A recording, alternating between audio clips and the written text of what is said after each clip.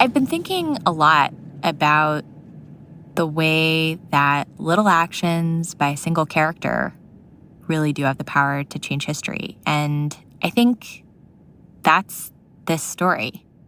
Emma Green is a staff writer at The Atlantic. I write about religion and politics mostly, all the uncomfortable stuff. She recently told me a story about a moment I'd never heard of, but one that turned out to have huge consequences for the country. Okay, hear me out. So I get that it sounds implausible, and other people might tell this story differently, but I think that there is a strong argument to be made that one of the biggest things that's happened in the last half decade, which is that Donald Trump got elected, that happened, that was finalized, that was cinched in the middle of this Tom Hanks movie. Okay, tell me what happened.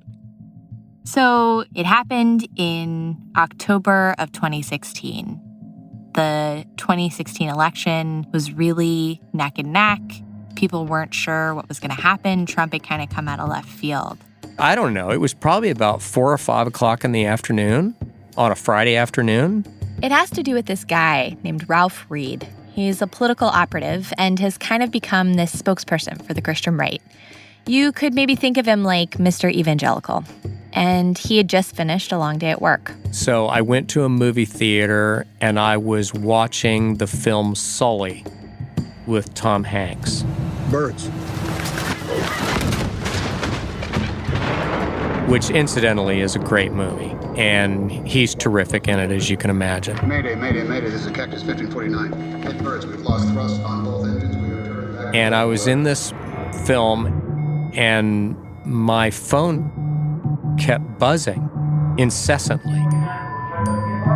So I was getting all these text messages and all these calls, and I thought to myself after about 15 minutes of this, when it wouldn't stop, it was in my pocket, I just went, good grief, I mean, has somebody died? Brace for impact.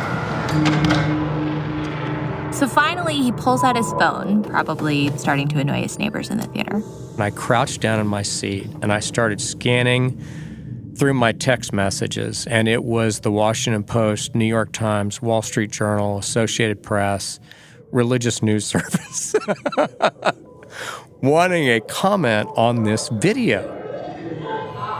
And I thought, well, it was a really great movie, so I thought, well, I really don't want to get up and leave in the middle of this movie. He's like, okay, what could this video be? So I hit the video on the Washington Post website, and I leaned in real close so I could hear the audio. I gotta use some Tic Tacs just in case they start kissing her. You can probably guess, this was the Access Hollywood tape where there was footage from many, many years ago. I don't even wait. And when you're a star, they let you do it. You can do anything. Where Donald Trump made lewd comments about grabbing women by the... I don't know if I can say that on the radio. Let's skip it.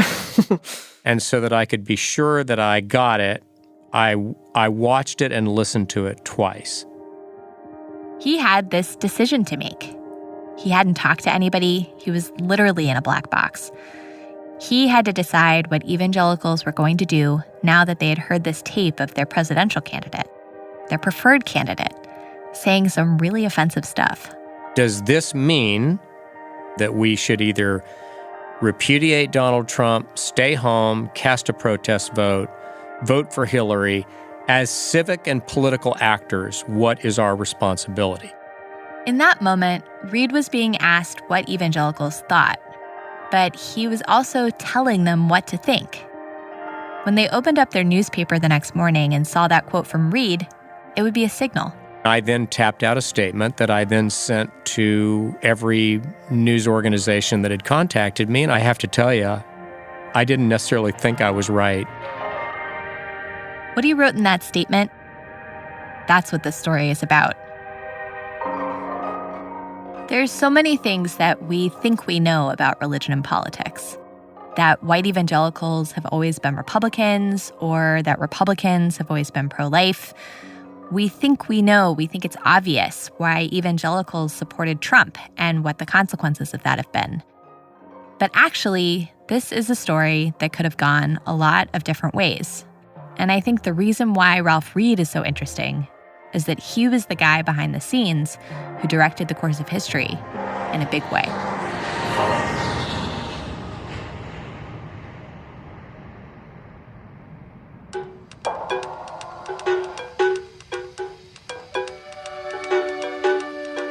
Over the next 2 weeks, Emma Green brings us the story of a behind-the-scenes project. It's a story of how one man took a disparate, disorganized group of believers and turned them into one of our country's most formidable political machines. And the story of what was sacrificed along the way. I'm Julia Longoria.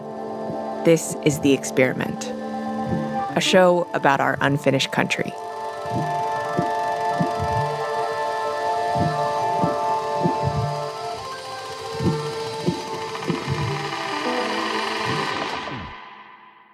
The story of Ralph Reed's political career starts back in the early 1980s, when the religious right as we know it today was still in its infancy. I was kind of a work hard, party hard kind of guy, and that was the culture in Washington. He was 22, working as the executive director of the College Republicans, organizing for Ronald Reagan. He was already a rising star in conservative politics. But the Republican Party hadn't yet become synonymous with the religious right. He spoke straight and simple, and I began to understand.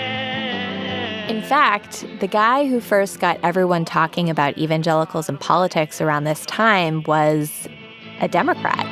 We need Jimmy Carter. Why settle for less, America? Jimmy Carter was very publicly born again. He was an evangelical. At this time, evangelicals had a different image than what most people might think of today. It was a little bit hippy-dippy. It was people out there on buses trying to win over hearts for Jesus. It was this countercultural movement that a lot of elites in Washington didn't take seriously. I had grown up in the church, but I had never really wanted to be viewed as, quote, one of them, you know? I didn't want to be seen as crazy. I didn't want to be seen as a nut.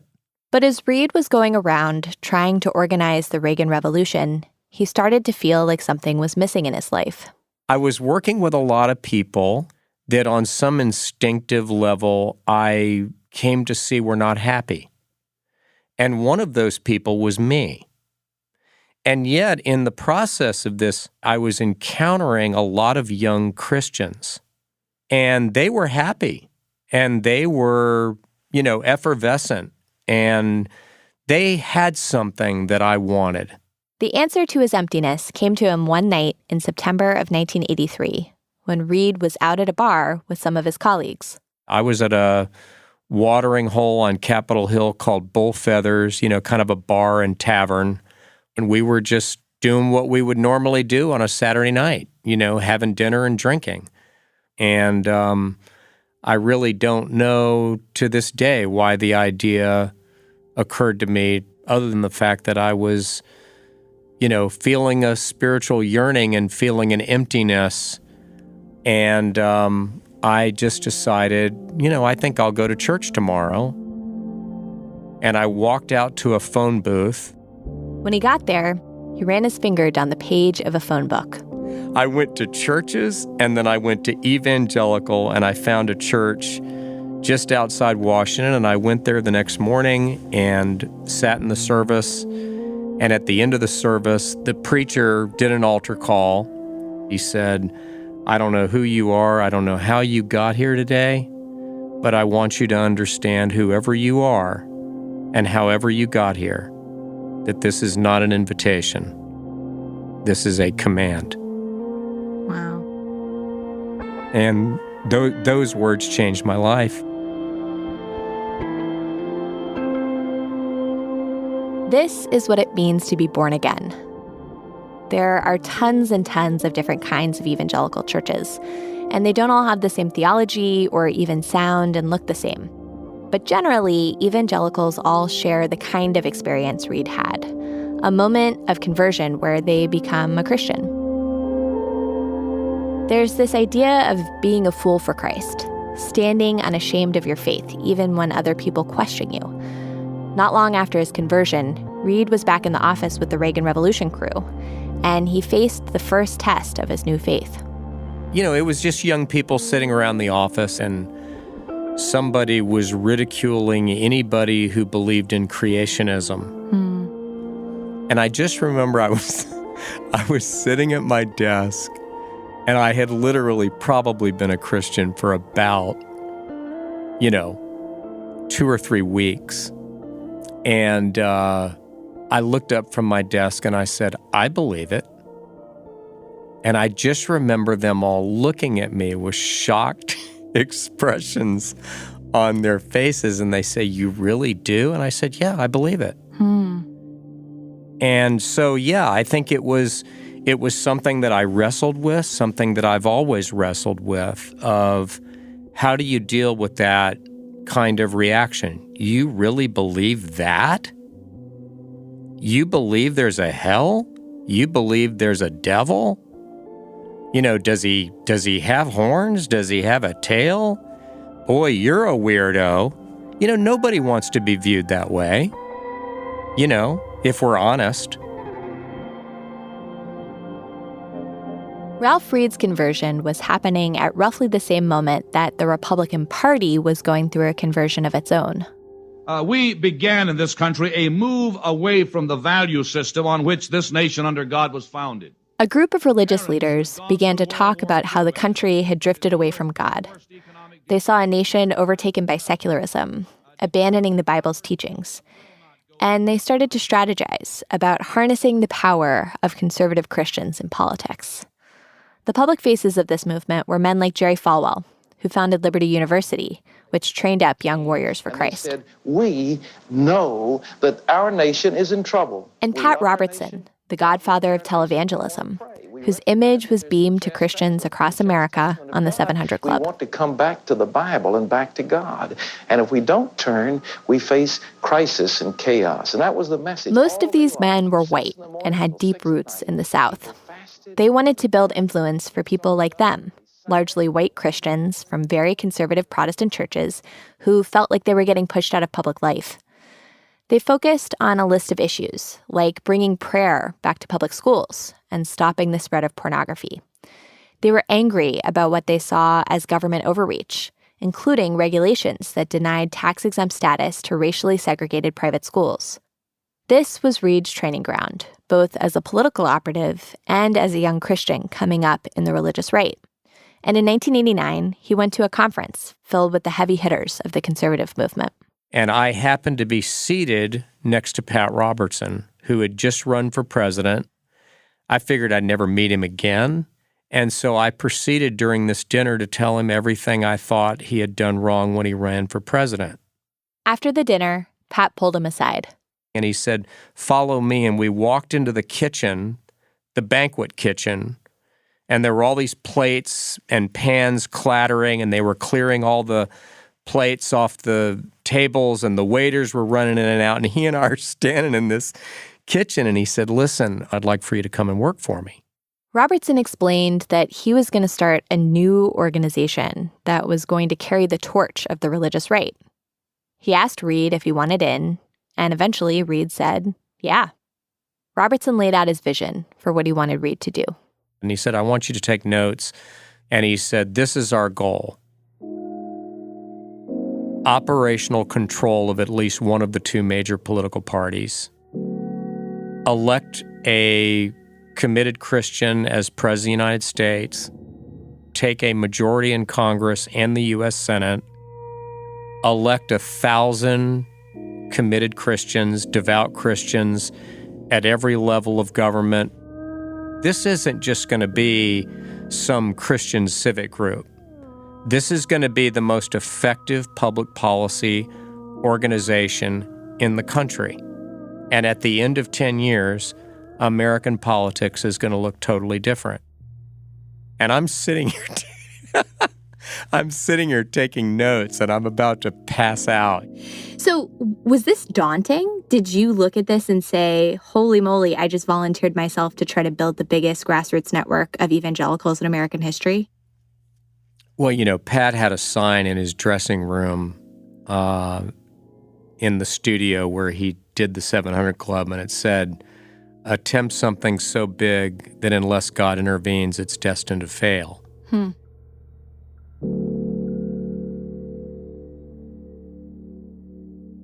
In 1989, the idea of organizing Christian voters into a political force wasn't exactly new. The Black church was hugely influential in the 50s and 60s in securing the wins of the civil rights movement. And before that, churches were central in things like the temperance movement, women's suffrage, and even the abolition of slavery. But among the theologically conservative churches, for lack of a better term, the fundamentalist and the evangelical churches, that was not the case. From the time of the Scopes trial in 1925, when they suffered the humiliation of being seen largely as boobs and hayseeds and Neanderthals and anti-intellectual and anti-modernist, until really the late 70s and early 80s. Those fundamentalist Southern Baptist and evangelical Christians largely had their noses pressed against the glass of the political culture. Reed's mission was to tap this untapped resource.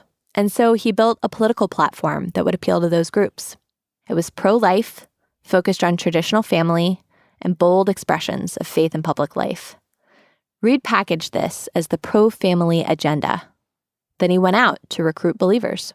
We started with the idea that there were roughly 200,000 Bible-believing or evangelical churches in the country. That there was somewhere between 40 and 50 million people who were members of those churches or affiliated with those churches. But to get those people organized, Reed had to start from scratch. He began by gathering up church directories with lists of names and phone numbers. And anybody who was a member of an evangelical church who wasn't registered to vote, we called them and we showed up at their house and we got them registered to vote. He didn't just want a list of names, though. He wanted to build a group of people who knew how to do politics. We taught people how to build a precinct organization, how to do a voter registration drive in your church, how to make sure you were educating voters in a way that didn't violate the tax-exempt status of the church, how to do a get-out-the-vote effort, how to write a news release. I mean, this sounds very basic, but for evangelical Christians who had never done anything politically in decades other than go to a rally at a church, this was all new. Many of the people Reed was targeting were allergic to the idea that God and politics had anything to do with each other. And so his pitch went something like this. The truth is that for people of faith in any society, in any civilization, but especially in a democracy, civic engagement is not something that will avoid you. If you choose to disengage, it will show up on your doorstep in public policies that undermine and assault your beliefs and elected officials who don't share your values.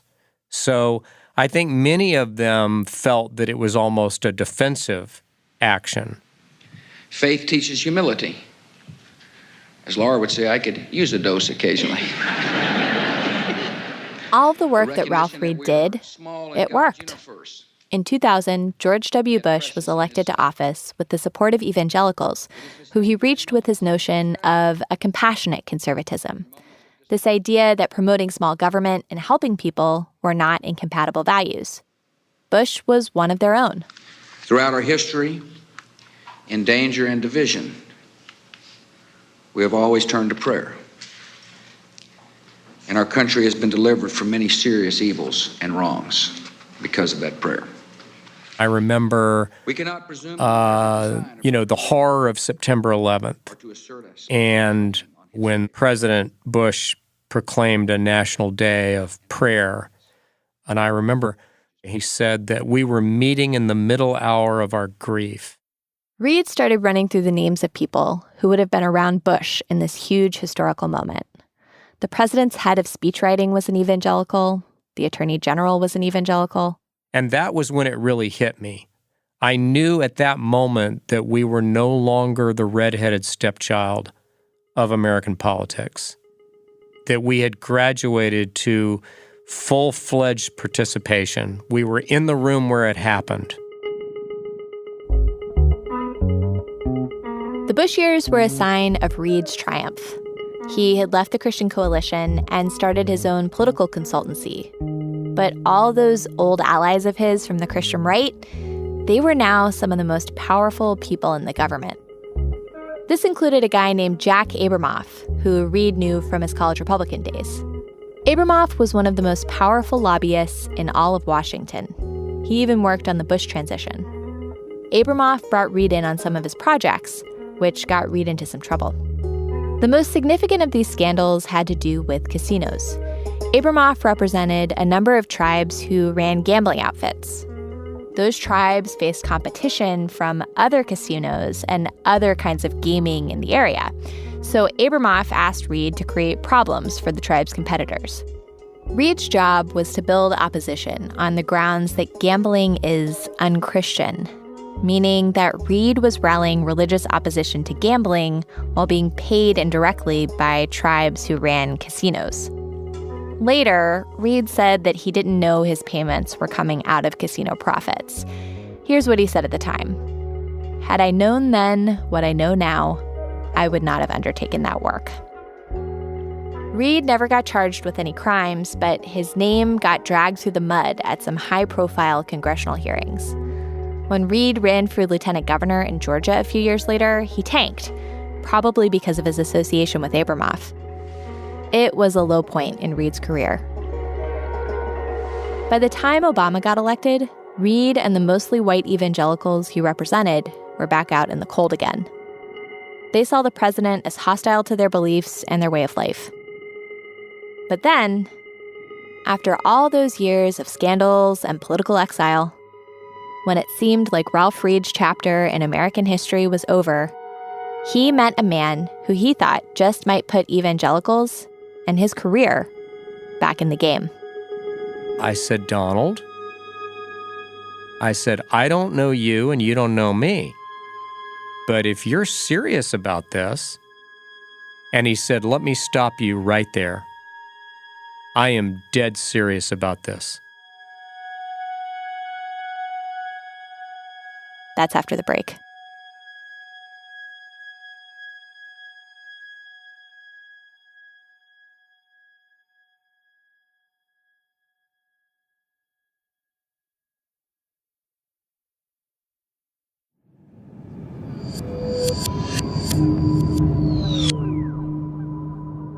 Ralph Reed spent the Obama years in political exile. But one day in 2011, he met someone who he thought could potentially be a ticket back to the White House. I had gotten a call from a reporter who said, "I have been fishing around a little bit, and I think Donald Trump is serious about running for president." And this reporter said, "What do you think of that?" And I said, "Well, if he runs as pro-life, which is my understanding of what he plans to do, given the power of his celebrity, his money, his ability to finance his own campaign, and his name ID, which most candidates spend tens of millions of dollars buying, and he will have on day one, I think he will get a fair hearing from evangelical voters, and I think he could surprise a lot of people." And the guy said, "Do you mind if I quote you?" And I said, "No, I don't mind." And about 2 hours later, my phone rang, and it was Donald Trump. And I mean, I couldn't believe it, but apparently the guy gets Google alerts anytime his name is mentioned in the media, or at least he did then. And he was like, "Ralph," he goes, "I just called to say thank you for what you said." Uh-huh. And I said, "Well," I said, "Donald," I said, "I don't know you and you don't know me." I said, "But if you're serious about this," and he said, "Let me stop you right there." He said, "This is not a game. Don't believe what you read in the media. I am dead serious about this. Do you understand what I'm saying? Dead serious." And I said, "Okay." I said, if this isn't just a way to get press or build the ratings for your show, if you're really serious, then you need to get to know the evangelicals because they're half the Republican vote. And he said, well, I'd like to do that. And I said, well, I'll help you. Did you think he was personally a Christian? Well, I didn't know that. And, that's not the nature of my relationship with him today. I'm not a pastor. I'm not a minister. I'm not a spiritual advisor. I'm a political operative. But I had a lot of conversations with him about where he stood on the issues, and there was no doubt in my mind that he was genuinely pro-life, that he supported religious freedom, that he was serious about appointing conservative and pro-life judges. He understood that the evangelicals were a key. If he was going to be successful, that he had to connect with them. So did you help him because you thought that he was going to be a really serious contender and you wanted to make sure that your people had his ear? Or was it that you felt that he was going to be a great candidate or a great president for evangelicals, so you wanted to make sure that he won? My thinking at the time, honestly, just boiling it down to honest, brass tacks politics, I thought in my career, there's never been anybody like this guy. I mean, he's got the money to run for president and write a check and pay for the whole thing. He's one of the most famous people, not only in the United States, but in the world. He's a natural and gifted performer. And I thought that if he got into this thing, it wasn't going to be at a big fish in a small pond. This was going to be a whale jumping in a bathtub. And if I was right, then this was going to happen, whether people wanted it to happen or not. If he had a chance of being president, it was very important, in my view, for him to have a good and mutually productive and beneficial relationship with the faith community based on trust. And it was equally important for the evangelicals to have a relationship with him. To Reed, it was obvious that evangelicals should take Trump seriously. But to other evangelicals, well, not so much. They didn't trust him at the beginning. They viewed him as, he's given money to Democrats, he's formally pro-choice, he's only been pro-life fairly recently, he lives in Manhattan. That's not exactly a deep red precinct. Uh-huh. He hasn't really moved in our circles. His life hasn't exemplified our faith.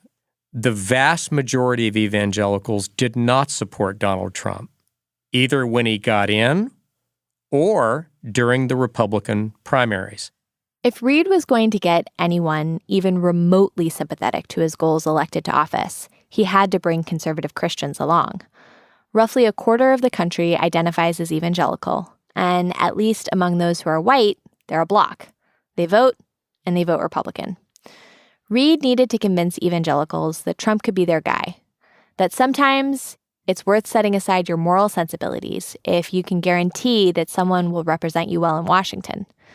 Reed needed them to get on board with the idea that your political candidate doesn't need to be your Sunday school teacher. I said, look, you've got to think the way the black community thinks, and you've got to think the way the Jewish community and the pro-Israel community thinks. They don't think, how do we make sure our guy wins? They think more wisely and strategically, how do we make sure that there's somebody within our community close to every one of these candidates so that when one of them wins, one of our people is in the room? So how did you overcome that trust problem and get people to be willing to take a flyer on Trump? Well, I think there were three moments that really mattered. One was the Scalia vacancy. There was a vacancy on the U.S. Supreme Court, and either Hillary Clinton or Donald Trump was going to fill it. You had to figure you had a 50-50 chance of getting it right with Trump, and you had to figure you had a 0% chance of getting somebody who was pro-life with Hillary. So that was a critical inflection point. I think the second was when he selected Mike Pence. And then I think the third moment was Hillary Clinton's basket of deplorables comment, which was the line that really resonated in the evangelical world, which was irredeemable. She said, they are irredeemable. And I think at that point, I think a lot of even the last remaining evangelical Christians who had a lot of reticence and resistance to Trump went, well, gosh, I mean, if that's where she's coming from, I'm going to vote for Trump. Which brings us back to the Access Hollywood tape. Reed had convinced people to get on board. He had sold them on the idea that Trump was the best hope they had. But that video, wow. It just highlighted all of the things about Trump that a lot of Christians might have felt uncomfortable with. Reed had to decide what to do. He hadn't talked to anyone, but he made the political calculation in his head, fast. I basically said, listen, I certainly don't approve of the language that he used. It was highly inappropriate. But in the hierarchy of voter concerns, including but not limited to the right to life, the vacancy on the U.S. Supreme Court, the Iran nuclear deal, support for the State of Israel, religious freedom, etc., I honestly think that this video, though it's embarrassing and inappropriate, is going to rank very low on voter concerns. But I have to tell you, that weekend, all indications were that his candidacy was over. It's not like every American evangelical was waiting for Ralph Reed to tell them what to do. Most of them have probably never even heard of him. But Reed had the ear of major pastors and giants of the evangelical world. Christians around the country were listening to them to understand how to think about this. I mean, I got a call from one of the top evangelical leaders in the country who was a friend of Donald Trump's, who told me they believed that it was over and wondered whether or not we should publicly say so. And so Reed intervened. Again. I was on a call with the faith advisory group of the campaign, which was major evangelical leaders. And there were people on that call that were wanting to issue a statement calling on the president to drop out of the race and be replaced by Mike Pence. And I guess it fell to me because I, was more involved politically than some of the pastors and the preachers. And I explained to them he was going to be on the ballot, whether we voted for him or not. In several states, people were already voting. And if we repudiate Trump and ask him to step aside and be replaced by Mike Pence, there'll be 1 million votes thrown out. Florida's gone. And if Florida's gone, the election's gone. And that kind of ended some of that talk.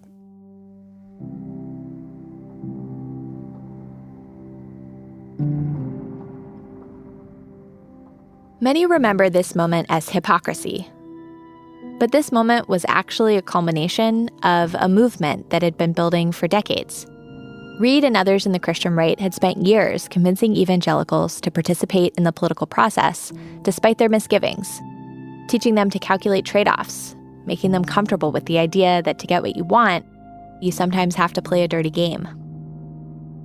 I think this moment matters because it speaks to one of the core questions that has been asked about evangelicals and Trump. You and I could both recite from memory the lead to every article about evangelicals and Trump. He's right. The thrice married casino owner. He splashed his affairs across the front pages of the New York tabloids. How can evangelicals support a man like this?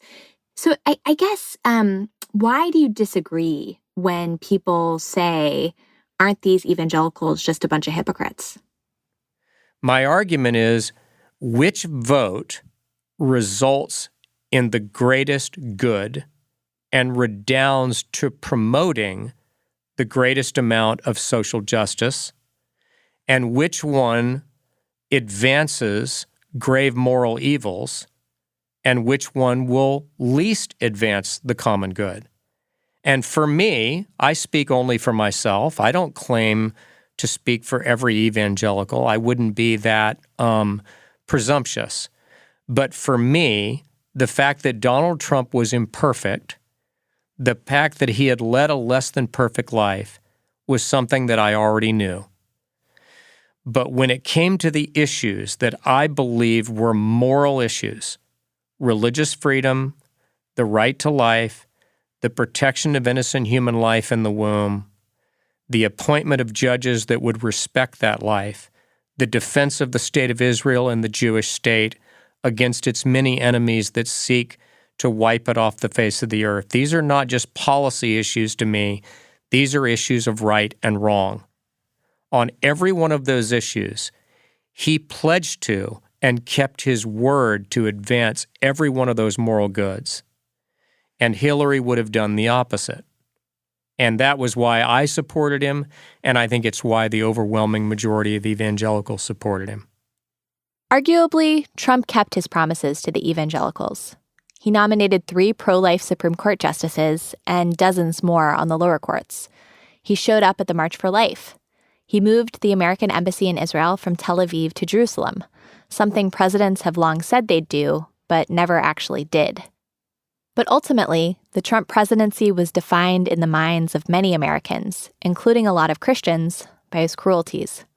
Separating families at the border, turning away thousands of refugees, constantly trashing his enemies on Twitter. Did you ever have doubts during his presidency, either about supporting him or specific policies that he championed? And did you see a benefit to having his trust when those moments occurred? I think what I would say is during Trump's presidency, as with every other presidency that I had been involved in, helping to elect that president, there were disappointments. But to quote Ronald Reagan, an 80% friend is not a 20% enemy. So if you want to be involved in politics without ever having to compromise, then you want something that has never existed and never will. But in every compromise, there's a cost. And in this case, the cost might have been really, really high. A loss that could undermine the entire project Ralph Reed helped to build. Yeah, absolutely wrecked my faith. It drove my faith into the ground. That's part 2 of this story, next week.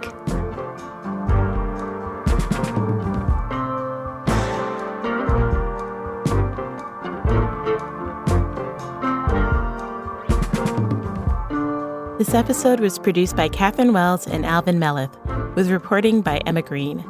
Editing by Julia Longoria, Tracy Hunt, and Emily Botein. Fact check by William Brennan.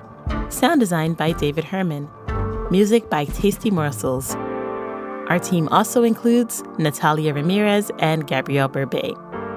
If you enjoyed this week's episode, please be sure to rate and review us on Apple Podcasts or wherever you listen to this episode.